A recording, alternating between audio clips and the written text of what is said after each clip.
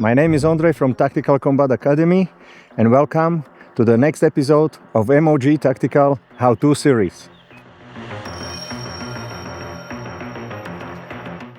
In today's video we are covering how to quickly and safely fix the malfunctions on your sidearm. When you hear the empty gun noise, whenever you forgot to load, your primer failed or your magazine was slightly released, the solution is always the same.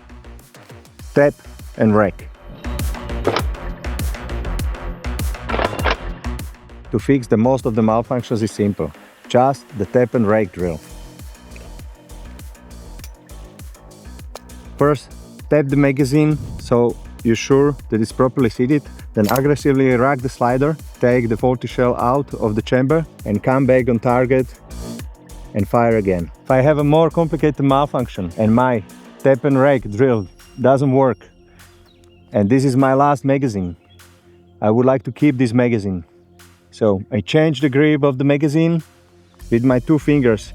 I'm trying to rack the slider a few times, checking the magazine before reinserting, reinsert the mag, load the pistol and attempt to shoot again. So on this pistol I simulated the third malfunction which can happen.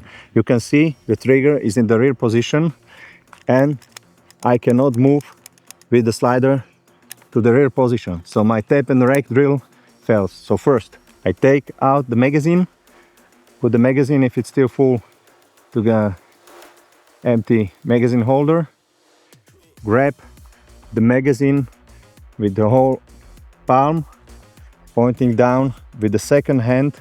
I'm trying to tap on the pistol grip as highest as possible so I don't hit down and it turns up. So I'm holding egg, I'm trying to rack until the faulty shell comes out, then I take magazine, reassess if there is another malfunction, dirt or something, loading the magazine, loading the pistol and trying to fire again. Thank you for watching, see you with the next episode of MOG Tactical How-To series.